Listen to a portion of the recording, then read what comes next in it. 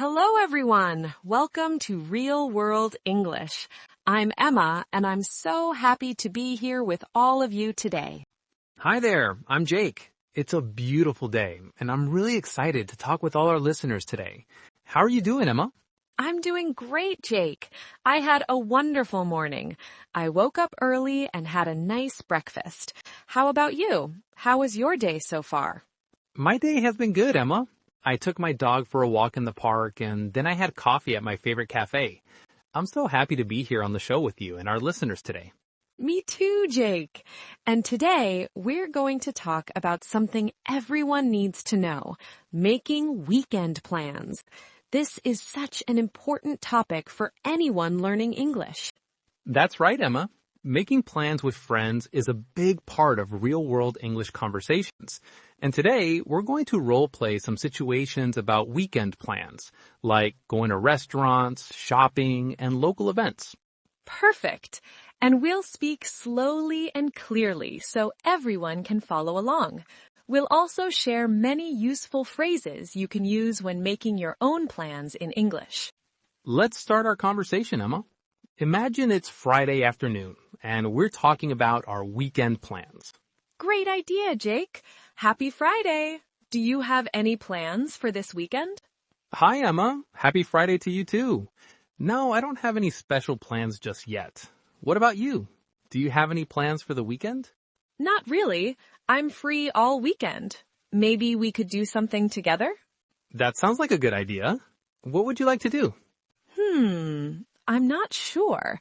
There are so many options. We could go out to eat at a restaurant, or maybe go shopping. I heard there's also a music festival in the park. Let's pause here for a moment and talk about some useful phrases we just used. Did you notice how I asked Emma about her plans? Yes, you said, do you have any plans for the weekend? This is a very common question when talking with friends on Fridays or before days off. And Emma responded with, not really, and I'm free all weekend. These are great ways to say you don't have plans just yet. Then I suggested maybe we could do something together. This is a polite way to invite someone to make plans with you. And I responded with, that sounds like a good idea, to show I'm interested. Then I asked, what would you like to do, to get suggestions? Now, let's continue our conversation. Jake, I'd love to try that new Italian restaurant downtown. Would you be interested in going there for dinner tomorrow night? That sounds delicious. I've heard good things about that restaurant. What time would you like to go? How about 7 p.m.? Is that time good for you? Yes, 7 p.m. works for me. Should we meet at the restaurant, or would you like me to pick you up? Let's meet at the restaurant. It's called Bella Italia on Main Street. Do you know where it is? Yes, I know where Main Street is, but I'm not sure exactly where the restaurant is located. Could you send me the address? Sure. I'll text you the address later today. I think we need to make a reservation. It's usually very busy on weekends. Good thinking. Could you make the reservation for 2 people at 7 p.m.? Of course. I'll call them this afternoon and let you know when it's confirmed. Perfect. I'm looking forward to it. What about Sunday? Do you have any plans for Sunday? Let's look at some more useful phrases from our conversation.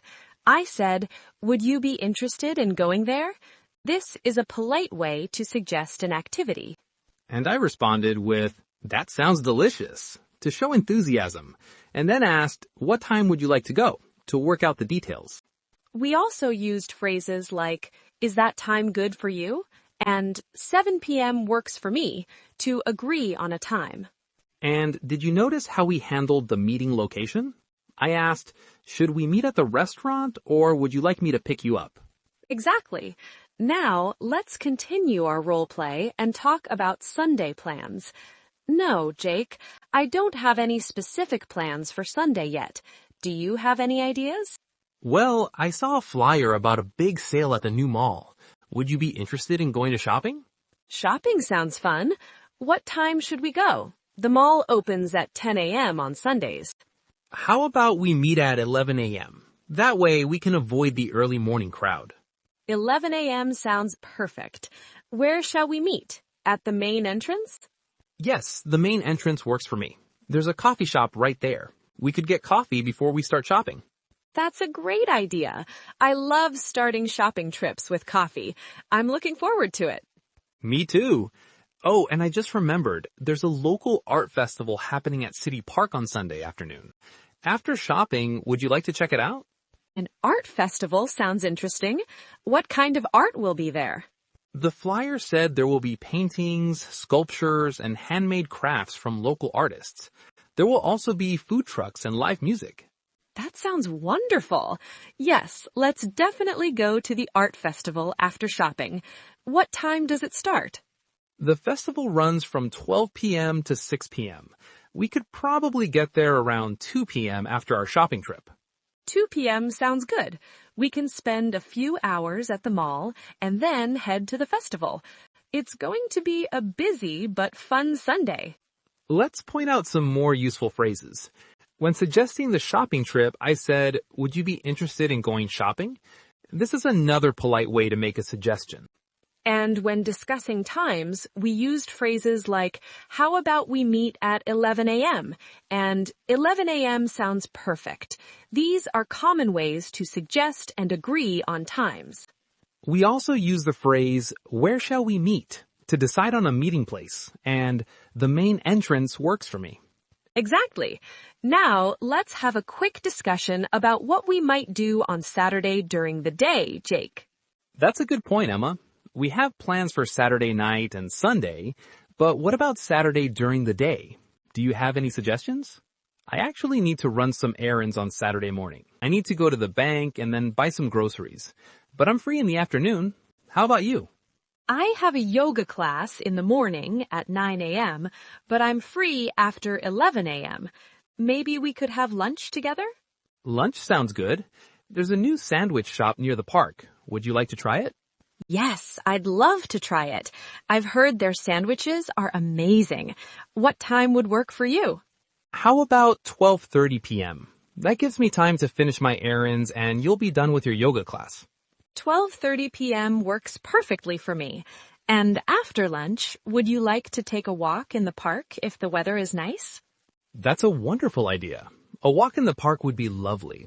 And if it rains, we could go to the museum instead. They have a new exhibition about ancient Egypt. I love that plan. The park if it's sunny and the museum if it rains. It sounds like we have a perfect backup plan. Great. So our weekend is all planned now. Saturday lunch in park or museum, Saturday evening at the Italian restaurant, and Sunday shopping and the art festival. Let's highlight some more useful phrases. I said maybe we could have lunch together to make a suggestion. And I used the phrase, lunch sounds good, to agree with your suggestion. Then I made a specific suggestion with, there's a new sandwich shop near the park.